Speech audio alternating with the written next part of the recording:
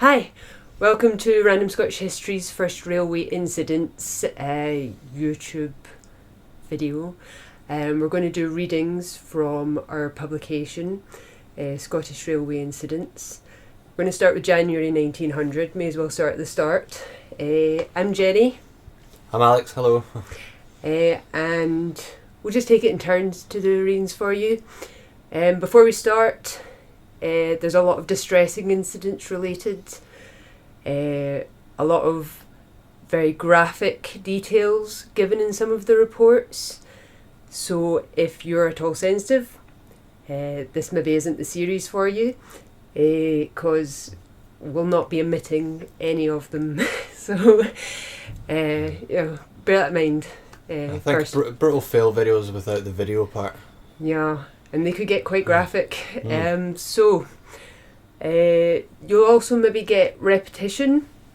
So sometimes you would get a later edition of a paper coming in with extra details, or maybe even just slightly different names for people. So I've included those as well, just so that if anyone was looking for ancestors or relatives that had maybe been part of any of these incidents, they could find them no matter the spelling. What else? I don't know, it's all good. 1900. Covering our bases. January. Yeah, I just want to make sure that we're covering our bases here. So, right, okay. So, we'll get started. Do you want to read the first one for us, Alex? Okie dokie.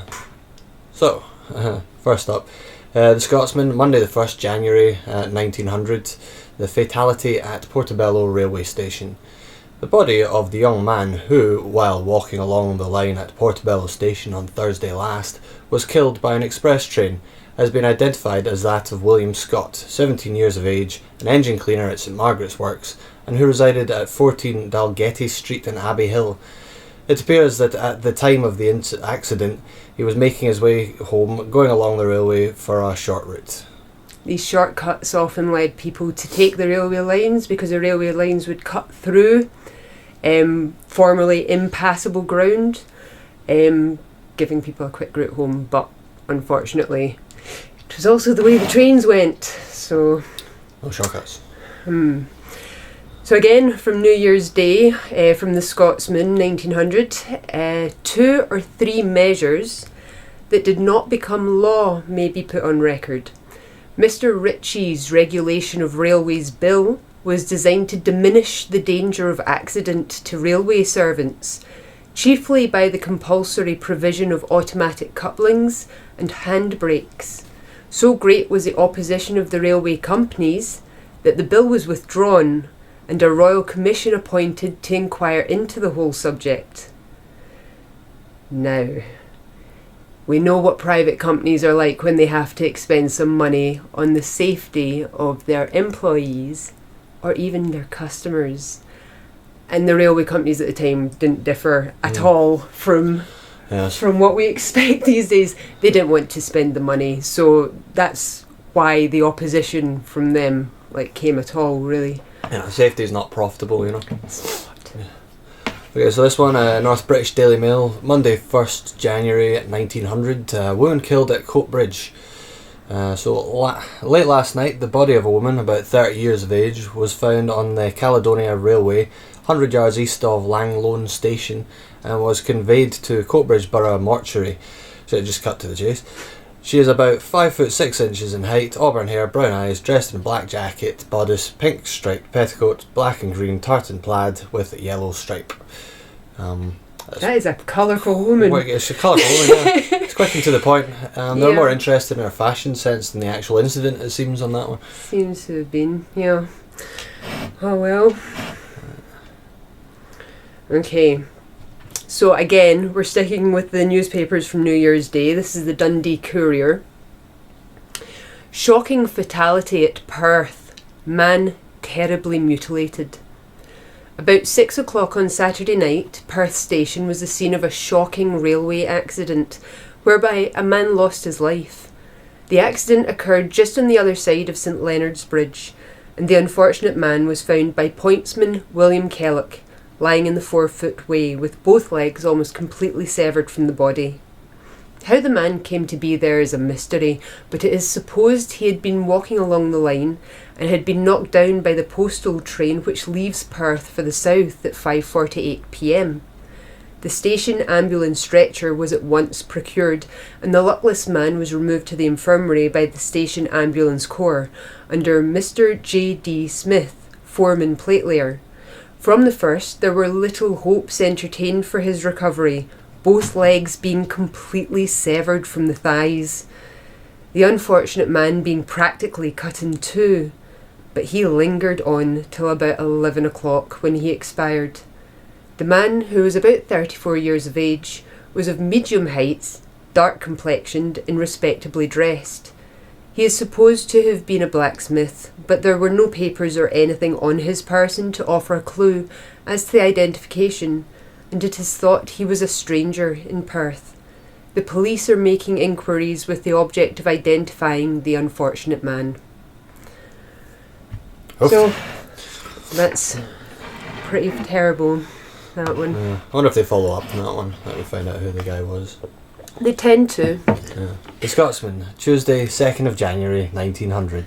Fatal accident on the Highland Railway. While the midday train from Inverness was running between Carbridge and Aviemore, D. Skinner, the fireman, had gone on to the tender of the engine, and his head came in contact with an overway bridge. Death was instantaneous. Well, there's not much to be said about that one, really. Short and to the point. It wouldn't have been a happy accident to come across. Should have ducked, but, you know. Maybe going too fast to notice. Fast, noisy. Or just busy. I mean, at this point, these firemen had to go up onto the tenders of the trains a lot, because it seemed to happen an awful lot. So as part of their duties, they must have had to go up onto the tender, maybe just to check that the fire was stoked properly, or I don't know. But the amount of these people that just during their duties got caught by overhead bridges or things that were just sticking out, you know, that the train would have missed, but unfortunately they were in a position not to. So next we have from the North British Daily Mail from the 2nd of January, Stoker killed on Highland Railway. A fatal accident occurred on the Highland Railway at Kinveehee between Carbridge and Aviemore. Donald Skinner, fireman, this is just update with the name Donald, who was standing on the tender of the 1:50 p.m. train from Inverness, was struck by an overhead bridge and killed. He belonged to Ballintor, Fern. So that was just to catch up on the details. Fleshing it out. This one's from Edinburgh Evening News, Tuesday, 2nd of January 1900. Portobello man killed at Drem. Alexander Murray, a goods guard residing in Portobello, was run over by a railway wagon at Drem Station this afternoon while engaged in shunting. His right arm and left leg were almost severed. He was conveyed to Edinburgh by special train and taken to the Royal Infirmary, where he died a few minutes after admission. Seems to be kind of the way these things go quite often. You know. Shunting is responsible for so many accidents. Mostly, I think, because shunting a train meant moving it into a siding from the main line, or having the train change tracks. Train and wagons change tracks. So, lots of people got caught by that. Pedestrians, all kinds of people got caught by shunting, mostly because I think the train's not in action during shunting. I think it's a quieter process than normal, so it's harder to notice it going on. Also, health and safety sucked. To the max. As we will continuously find out. Yeah. There are parliamentary reports as we go, updating you on the acts that were in place to try and preserve the employees and passengers of the railway. We will encounter them as we go. Also, we apologise. There are lots of names, place names and people names. So there's going to be likely mispronunciations, and we apologise for that in advance. So many commas. These old newspapers, sentences would not end, you know. You kind of lose a sense of the rhythm, but, you know, live and learn. So, From the Dundee Evening Telegraph, Tuesday the 2nd of January, we have the shocking fatality on the railway. Man run over at Arbroath. A shocking fatality occurred on the railway at Arbroath early this morning, whereby a man named James Kidd, residing at Lothian Mill, near Arbroath, lost his life. Kidd was in the employment of the railway company as a night watchman, and had been on duty last night in the usual course of his vacation. Shortly after 6 o'clock this morning, having completed his night work, he left the goods yard with the intention of walking along the line to his home. He had reached a point opposite the running sheds when a North British engine emerged from the shed and ran over him in the darkness. The driver felt that the engine had met with some obstruction, and on examination he found Kidd lying on the rails in a shockingly mutilated condition. He at once communicated with the nearest signal cabin, whence, in turn, information of the accident was conveyed to the passenger station. Mr. Alexander Thom, head porter, and 2 other officials lost no time in proceeding to the spot, and Dr. Duncan, having been apprised of the accident, was also quickly in attendance. The doctor found that life was quite extinct, the body of the unfortunate man being almost cut in two. The remains were conveyed to the mortuary in connection with the Borough Police Office. Deceased was between 60 and 70 years of age and leaves a widow and family. That's something else you're going to hear a lot about, is older people dying on the railways. I don't know that people really retired if they couldn't afford to at this point. So you had people in their 70s and even 80s working as employees on the railway. Or even just collecting coal, stray coal, put it in a bag, sell it on. Yeah, the poor people would walk along the lines looking for coal that had fallen off the trains too. I have to say, the wording of that as well, it's like the engine emerged from the shed and ran over him in the darkness. It's like he's been stalked by a panther or something like that, It makes the train sound proper, grim and, almost supernatural. It really has as fatal as an ending, doesn't it? So. Okay, so next up we got Scotsman, Wednesday 3rd of January 1900. Young man killed on the railway near Aberdeen. Alexander Glennie, 23, joiner, Hatton of Cruden, was killed at Bucksburn railway station on the evening of New Year's Day by being run over by a Great North of Scotland train, then leaving the station.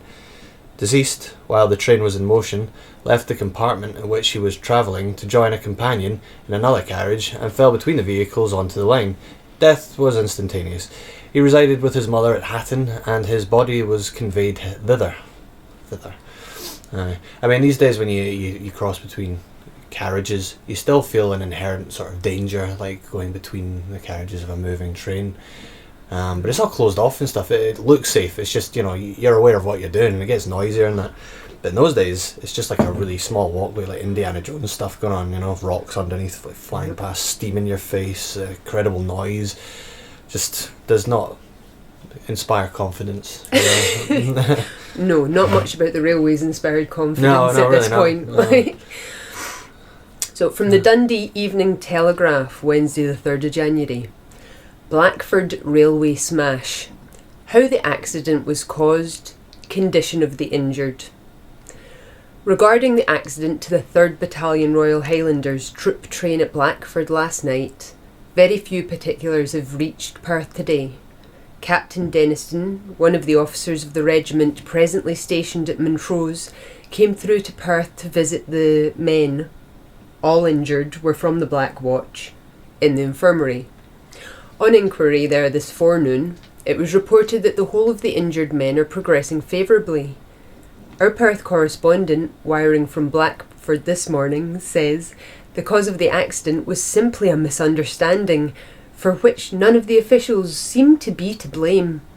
It appears the military train arrived in Blackford at 6:05 and was shunted onto the up loop line to allow the postal train to pass, which arrived at 6:12, 5 minutes late.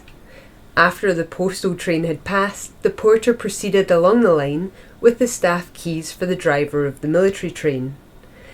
When the driver mistook his lamp for a signal to back, which he did, colliding with the goods wagons.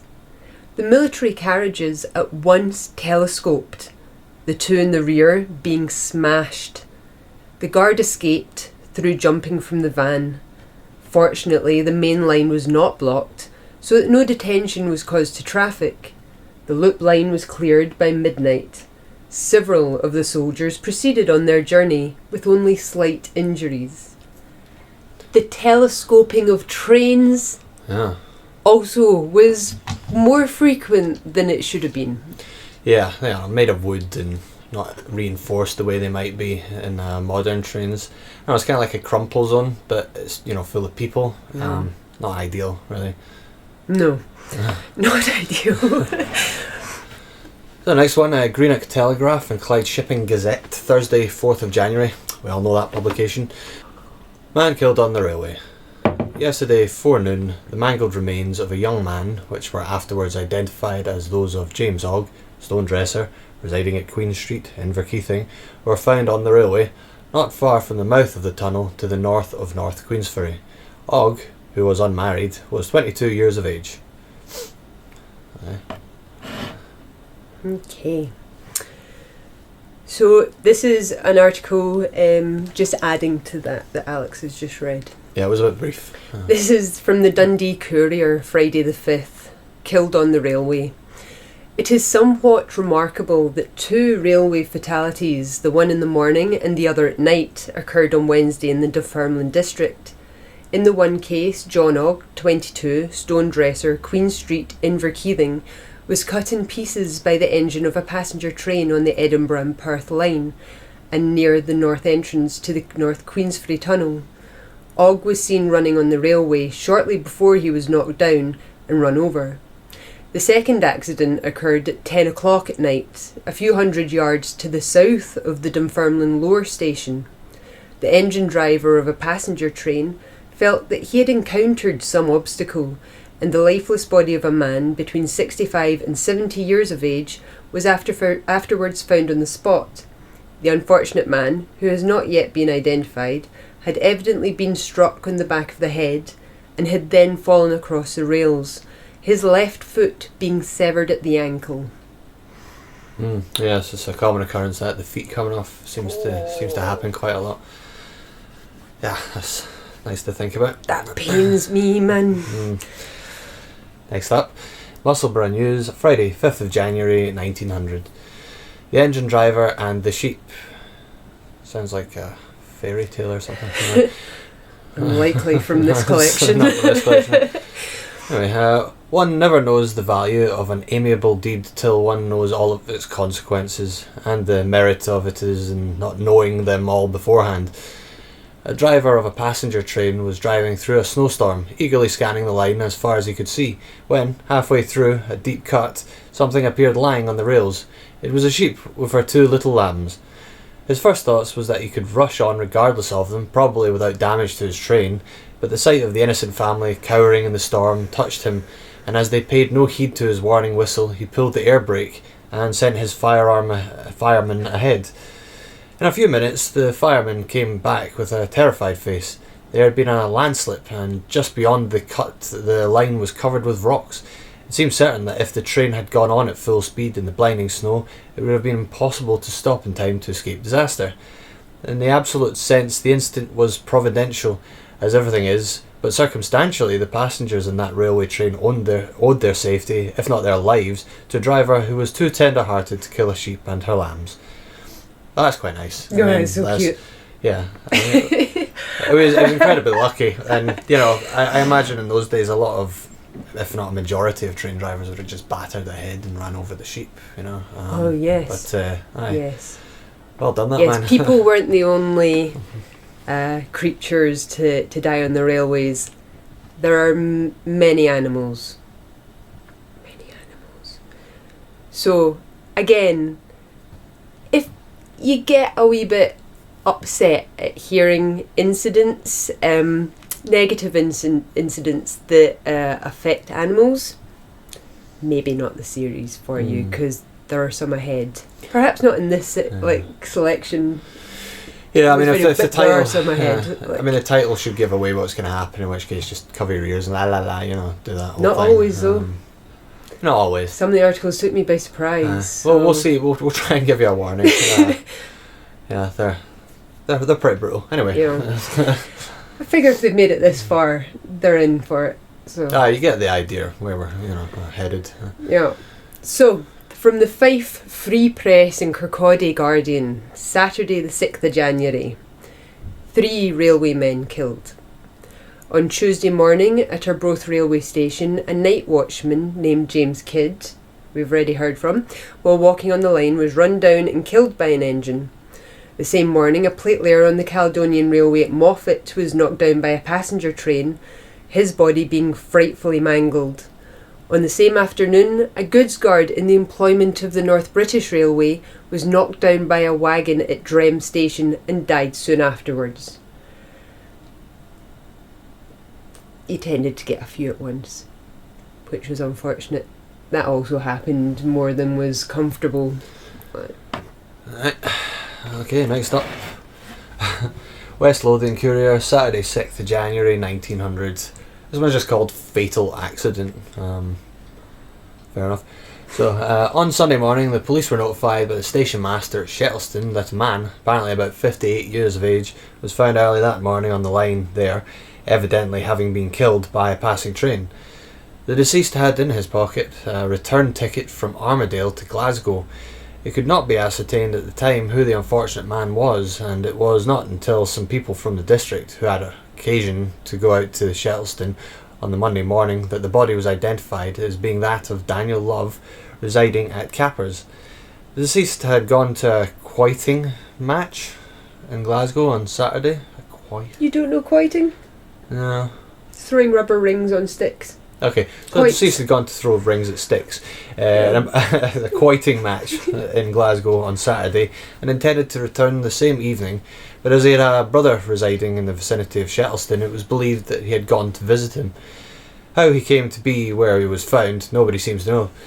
When the station master left, after the last passenger train had gone, no one seemed to be about, and as the body was found close to the station early on the Saturday morning, it is believed that he had been run down by a goods train.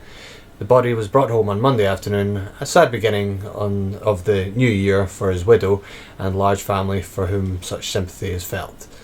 Much sympathy is felt. Yes. Well, okay, quoiting. I learned about quoiting.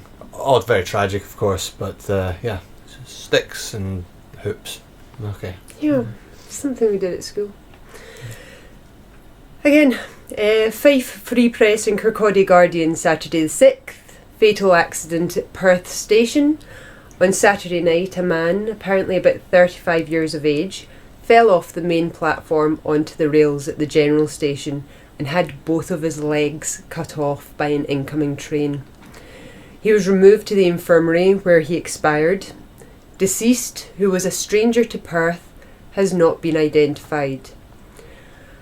I need to state here that trains weren't the only reason for limb amputations during these accidents. Even if an employee only fractured his leg or like wrist, say, maybe his hand was crushed, or amputations happened a lot in the hospitals thereafter. So even if they went in with all 4 limbs and digits, they often didn't come out the same way. Yeah, better safe than sorry. Just lop it off and, I think it was... call it a day. Well, I think it was the difficulty in treating breaks of small bones, ankles and wrists and things, that they were just like, screw it, we'll just take the hand or the foot or the leg or whatever, Lovely stuff. Seems to be. Next up, Dundee Courier, Wednesday 10th of January 1900. Railway accident at Brechin, engine goes over an embankment. Yesterday afternoon, a little after 3 o'clock, a railway accident occurred at Brechin near Drumblackie Bridge, which might have been attended by serious results. At this particular time, the Brechin and Montrose goods trains leaves on Tuesdays, and the engine driver, being under the impression that he had received the road, naturally went forward, with the result that he ran into a siding and came into contact with what is known as a dead end. The dead end was carried away, and the tender of the engine went over the embankment. Comparatively no damage was done to the train, however, and a little later in the afternoon it was taken to Montrose. The engine driver was slightly hurt, but the fireman escaped uninjured. The steam crane was wired for to Motherwell, and it is anticipated that the engine will be got on today. Fortunately, the accident did not interfere with the main line traffic. Which is all that really matters, isn't it? As long as it doesn't interfere with the traffic. It's another thing. Well, it's another thing. These breakdown crews and things, they were fast at getting lines cleared because business and profit was everything, you know. So if there was an accident, it doesn't matter who was injured or killed. Get it all off the line, get the trains running again. That was, you know, how it went down. Yeah, priorities, you know. Well, now the trains won't run if there's a leave on the line, but you have to... Some of the things that drivers drove through, regardless, is just crazy at this point. So, I don't know if that's a pro or a con to privatisation, that the traffic was kept going regardless, because I think that's something a lot of people would go back to now. Yeah. I don't know, convenience, I guess. But okay. Rossshire Journal, Friday the 12th of January. Nig. Mr. Hector Mackenzie, Chapel Hill, was accidentally knocked down by a train at Inverness station on Wednesday night. Happily he escaped serious injury, and he will be all right again in a day or two. Mr. Mackenzie was coming home from the Elgin ploughing match when the misfortune happened to him. Next article from the same paper, same page. Fatality to an Inverness man at Perth station. About a week ago, a man was accidentally killed at Perth station by being run over by the postal train from Perth, but at the time it was impossible to identify the man. The police have just discovered that the unfortunate man's name was Donald Gordon, 30 years old, a labourer residing at number 3 Ross's Close, Shoe Lane, Inverness. Gordon had been working in Glasgow for some time and was on his way from Glasgow to Inverness to see his mother, who resides at the address mentioned. He had only booked to Perth and had gone in search of a ticket, but had wandered onto the line. I don't know how that was possible. Lots of wandering onto railway lines. Yeah. That's one of the safety things we got nailed down over the preceding century. Yeah. But, I don't know, I mean, you'd have thought it would have been instinctive to not walk onto railway lines. Oh, crossing to other platforms was responsible for a lot of that. But stop, look and listen, you know, look both ways, sure. right, left, right, you know. Yeah, that's fact. Like, noisy crossing the platforms trains as was responsible for a lot. Railway bridges being erected quite some distance from the station as well meant that people were more likely to cross over the line at the station than going out their way to go over the railway bridges too. So, yeah. Happened. Next up, Dundee Evening Telegraph, Friday 12th of January 1900. Shocking accident on Highland Railway. Last night, Miss Watson, dressmaker, residing at Gway, was found lying unconscious on the Highland line. It appears that Miss Watson had travelled by evening train from Pitlochry to Ballinloug, and then proceeded to walk along the line, when she had been struck down by the engine of a goods train. Miss Watson, who was severely injured, was conveyed to Perth Infirmary. But hey, she survived, you know, she's one of the lucky ones. That's a fact. Not everyone died. No, sometimes the stories are okay. Like, there are guys happy not running stories over in here sheep. too, we promise. It's just that in the main, they're generally horrific. So, we have from the Dundee Courier, Saturday the 13th of January, railway smash at Uphall. Young man killed. On Thursday night, at the junction, a short distance to the east of Uphall Station, a mineral train coming down the Campa line dashed into some wagons standing across the line at the points. A young man named David Stevens, a checker, employed at Uphall Station and who belongs to Edinburgh, was riding on the engine, and when he saw that a collision was imminent, he jumped off. But unfortunately he failed to save himself, being crushed between the engine and the obstructing wagons. He was terribly mangled and died at once. The driver and the fireman escaped with a shaking. The line was blocked for a considerable time, but was cleared about midnight by a breakdown gang from Edinburgh. More crushing. There's got to be a lot of folks suffering from PTSD just by being there, discovering the body, or you got to feel for the people finding the bodies on the line, and even just injured people on the line, because some of the injuries that people survived just have the worst descriptions. You just can't understand. The psychological damage from this stuff, for everybody involved, just forget about it. Definitely. Yeah, so next up, West Lothian Courier, Saturday 13th January 1900. This one's just labelled Accident. On Saturday last, Patrick McManus, residing in the School Rows, had a miraculous escape at Crofthead Station, North British Railway. Somehow or other, he fell from the platform just as the 6:26 passenger train was entering the station. He was taken to the waiting room, where he was attended to by Dr. Gardner, who ordered his removal to the infirmary. Dundee Evening Telegraph, Monday the 15th of January. Shocking railway accident. Man cut to pieces. On Saturday night, the body of a man was reported to be lying on the down line of the Caledonian Railway, about 240 yards west of Uddingston Passenger Station. And on the officials proceeding to the spot, a terrible sight presented itself. The legs and lower part of the body were lying on the outside of the rails, and the head and upper part about 10 yards further down the line, and shockingly mangled. Deceased appears to be a man of about 40 years of age, dark hair and moustache, cheeks and chin shaven, and has the appearance of an engineman or iron dresser. It is supposed he had been walking on the line when he was overtaken by a fast train and cut to pieces. An iron dresser. There's going to be a lot of occupations and stuff that you hear during this that they don't exist anymore, or they've changed, or they've become something else. Firemen we don't think of as people that work on the trains. That's the one that puts out fires. Exactly. Not stokes the fires. Yeah. So, it's going to happen a lot. Try and explain a few of them, I suppose, but generally speaking, you might have to look this stuff up, because I don't know what half these folks do. If any of part of this interests you, you're free to look it up. Okay. There are cats kicking about the place, making all kinds of noises in the background. Okay, next up we've got The Scotsman, Monday 15th of January 1900. Fatal accident at Newton. On Saturday forenoon, while a plate layer named Owen Sowden was working on the Caledonian Railway near Newton Station, he failed to observe the approach of an up passenger train and was knocked down and terribly injured. He was removed to Glasgow Royal Infirmary, where he died shortly after admission. It's more of the same there. Mm-hmm. Dundee Courier, Wednesday the 17th of January. Sad fatality at Stonehaven.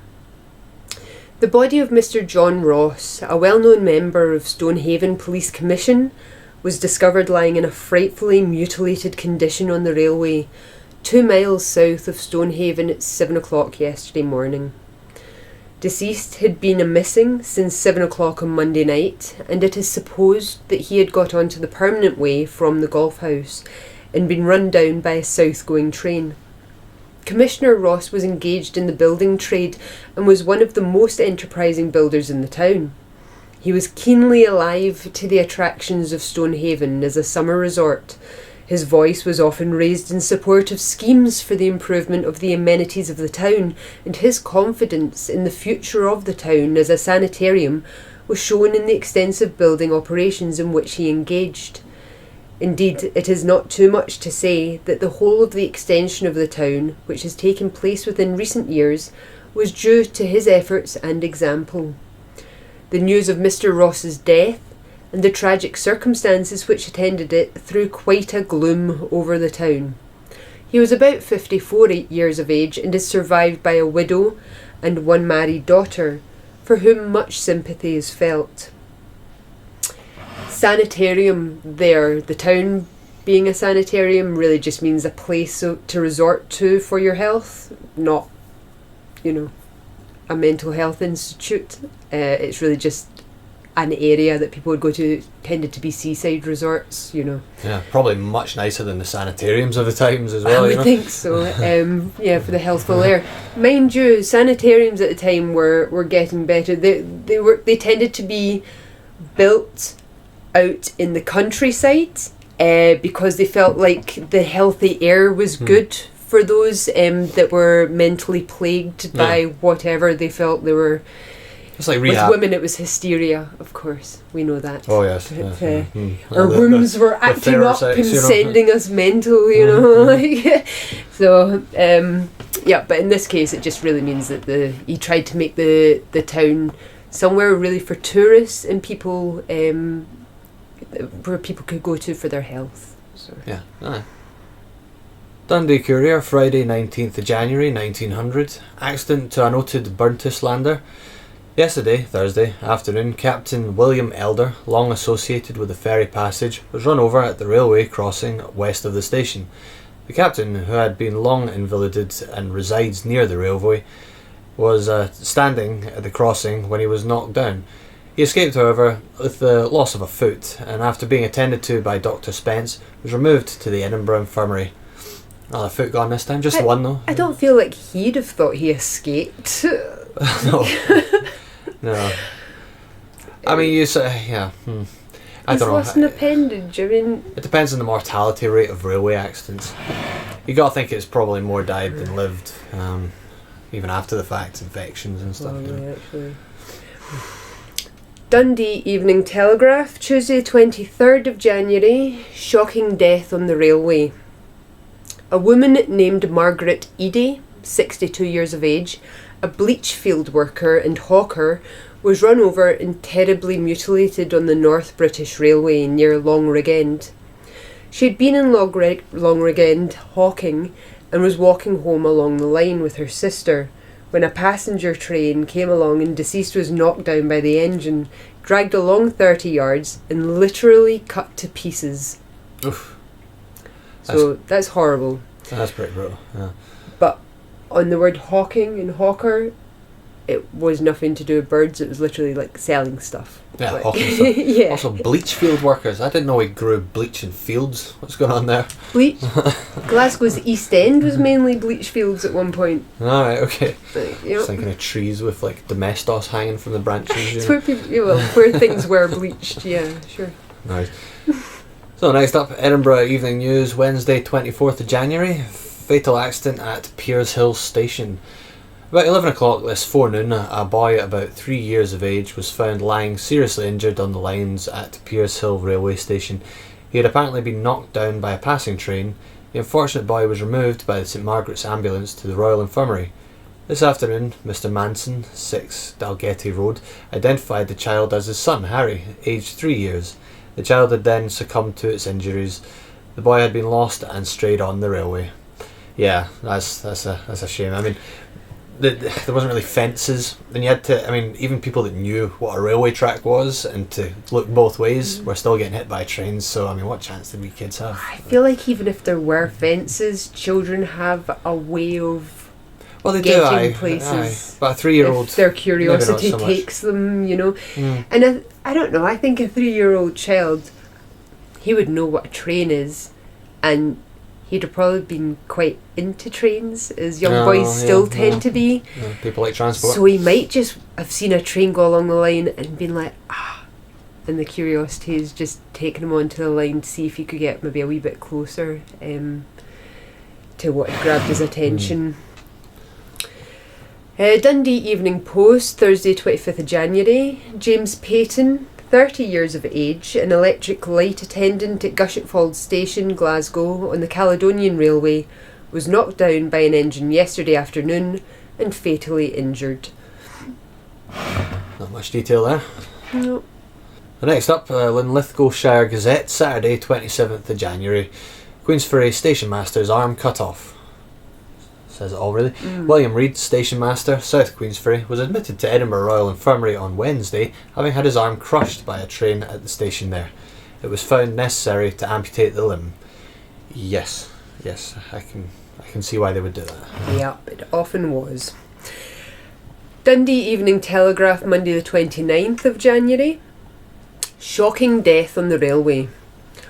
On Saturday afternoon between 4 and 5 o'clock, a steel worker named Robert Quigley, 27 years of age, and who resided at Gibson's Land, Moss End, met with a shocking death on the Caledonian Railway near the Lesmahago junction at Motherwell. Quigley, it appears, had been at Wishaw collecting funds on behalf of the Moss End strikers, and on missing the 4 o'clock train from Motherwell, he proceeded to walk along the line. He walked on the up line for a considerable distance and would thus have had a full view of any train approaching, but, from some unexplained reason, he made to cross the other line onto the side of the railway just as an engine and van came up behind and knocked him down. His right arm was terribly crushed and his left foot was also crushed, death being instantaneous. Dr. Jones examined the body, which was taken to Motherwell Station and afterwards removed home. Deceased was a married man and leaves a widow and 2 of a family. Now, this is the first mention we've come across so far of the body, the deceased being taken home. Funerals were really handled by the family back in the day. You didn't have a funeral director that you could just call up on the phone and they would go collect the body from wherever it was and prepare it for the funeral and viewings and what have you. It didn't really happen like that. There were certainly funeral businesses, but the preparation of the dead for the funeral tended to be the job of the females of the family of the deceased. So you hear of people being cut up into pieces on the line, literally their bits being put into a bag and delivered home to the family, which has got to have been traumatic. I mean, I don't even know that they mitigated it at all. There hasn't been any evidence that I've come across so far in the research for these stories that's led me to believe that there was any mitigation done. There wasn't really a cleaning up of the body. It wasn't a way to make it, less of an ordeal for the family. So and we find open caskets these days to be a wee bit, on the sort of squeamish side of things. Getting a sack of body parts of your loved one through the door, without warning, because it's not like they're getting a phone call beforehand, No, likely police would show up at the door, or if it was an employee of the station, maybe even the station master would turn up at the door with that's a strange sack of loved one, And it's the weird sort of right arm and left foot crushed. Yeah.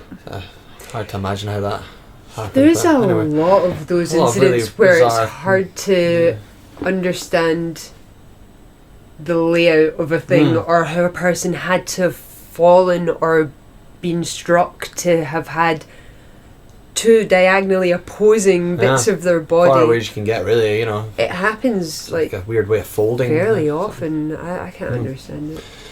Yeah, it does happen often. You'll get used to it. Okay, next up, Dundee Courier, Tuesday 30th of January. Fatal accident in Fife. Early yesterday morning, William Dewar, 64, surfaceman in the employment of the North British Railway Company and residing in Fruchie, was killed by a pilot engine on the up line at Falkland Road Railway Station. It appears that the deceased did not hear the warning whistle, probably on account of a train passing on the down line, and was struck by the crank of the engine on the left side of the head and knocked down, the base of the skull being fractured. He was taken on to Markinch Station, but expired before the arrival of medical aid.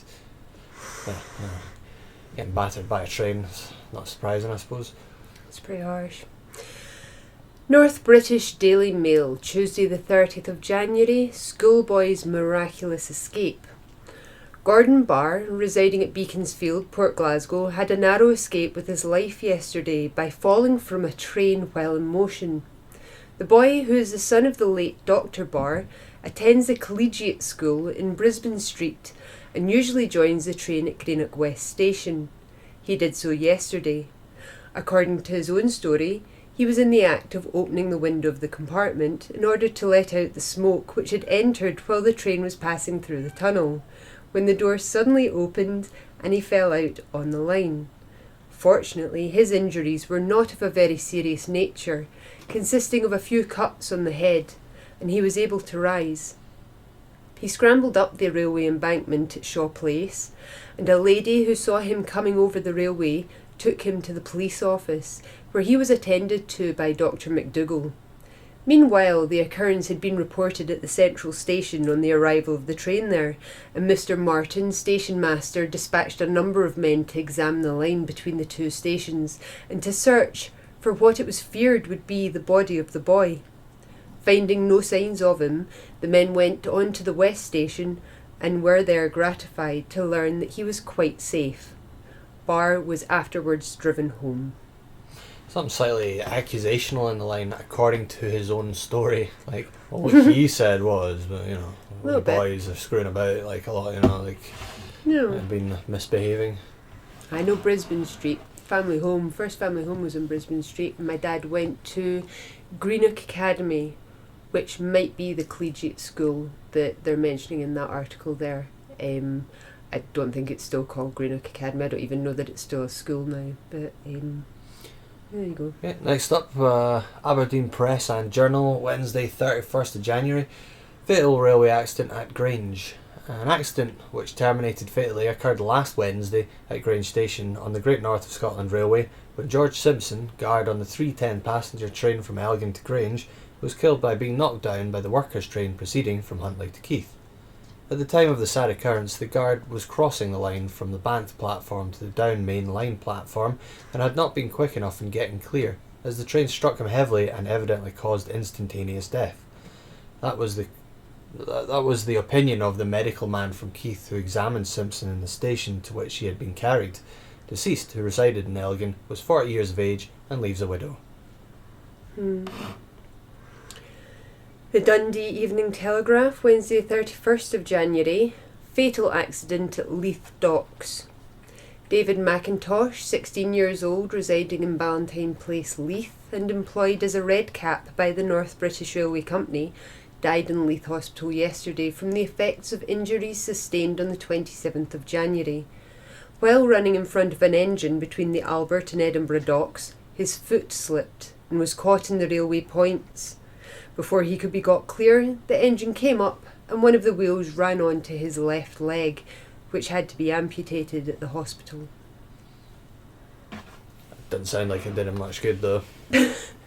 No, he didn't survive that one. Finally. Okay, and lastly, we've got North British Daily Mail, Wednesday 31st of January. Les Mahigo killed on the railway. A man named Lavin was found dead yesterday on the railway between Les Mahigo and Auchenheath stations, having evidently been knocked down and killed by a passing train. That's all for that and article. That's that one, yeah. That was Not straight really to the much point. information. Alright, well, if you weren't put off by these stories and you would like to hear more, we'll be back again for February's instalment. Of course, you can read along with these. The information is uploaded to the site. You have until 1906 to read from. I just completed December of 1906, so that year is entirely done. Or you can buy the book, because it is also published with artwork from Alex that is only available in the books. It's not on the site anywhere. Yeah, and volume 2 is, well and truly been started. Well, the on cover's their way done, the getting illustrations for the inside of the book need to be done, but most of the writing has also been finished. So just 1 year lots left of to go. progress. Yeah, 1 year left for the writing and the inlay illustrations, and after that it'll be ready for publication. So stay tuned for that one.